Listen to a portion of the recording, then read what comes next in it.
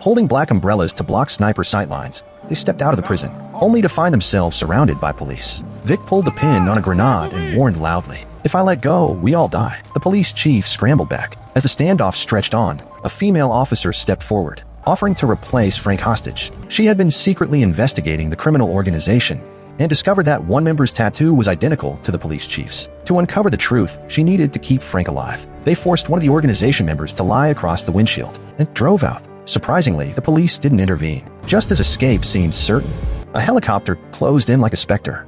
Following the plan, they entered a tunnel where a replacement vehicle waited. But as Vic approached the car, a bullet shot from inside. The female robber tried to drag the wounded Vic back, but was ambushed and killed from behind. In grief and rage, Frank threw a grenade and engaged in a fierce firefight. Unaware, the police chief had crept up from behind.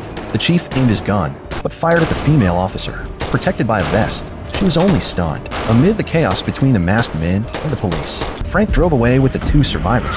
On the road, the dying Vic confessed the truth. He had been bought by the police chief long ago. During the robbery, he secretly killed the judge, then sold out Frank's location to get him imprisoned.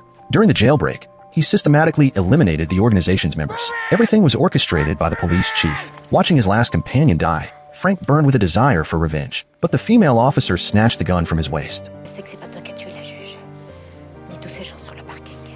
Realizing he was outmatched, Frank agreed to work with her. They drove to the chief prosecutor's residence, a man known for his integrity and immense power. If he learned the truth, he could bring the police chief to justice. But as soon as the female officer entered, the police chief arrived with his men. Frank slipped in through the back and was stunned to see the prosecutor and the police chief in quiet conversation.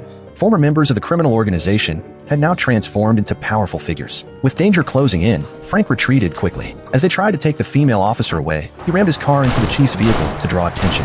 He killed the police chief on impact, but the female officer was shot dead. Having lost all his companions, Frank found himself utterly free and resolved to take revenge his own way. The next day, he followed the chief prosecutor on a motorcycle, and once the prosecutor got into his car, Frank crashed straight into it.